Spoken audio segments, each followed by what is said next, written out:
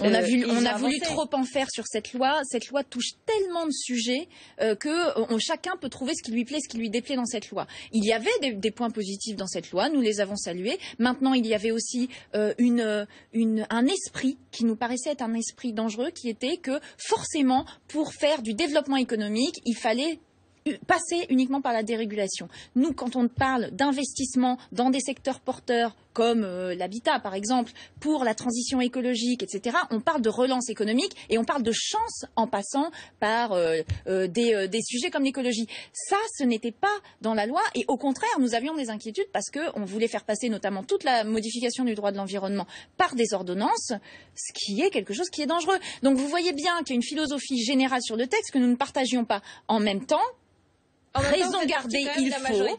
La majorité se détermine sur des votes de budget, se détermine sur des votes de confiance ou de motion de censure, pas sur des textes entre guillemets alpha qui passent à l'Assemblée tout le temps. Donc la majorité doit retravailler ensemble, mais ne mélangeons pas tout. Je crois qu'en fait ce qui se passe, pour tous ceux qui nous regardent, c'est quand même un vrai climat de confusion. C'est-à-dire qu'on pouvait être socialiste jusqu'à 5 dimanches travaillés.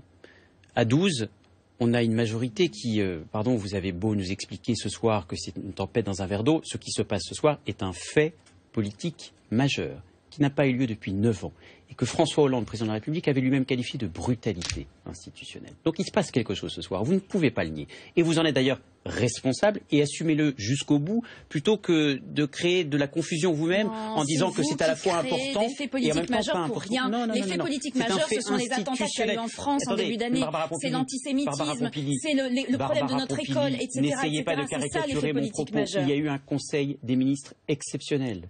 Il y a un recours à un mode institutionnel exceptionnel que le président de la République lui-même, et je le comprends, avait voulu qualifier de déni de démocratie. Ce sont ces mots, ce ne sont pas les miens, Madame Pompili.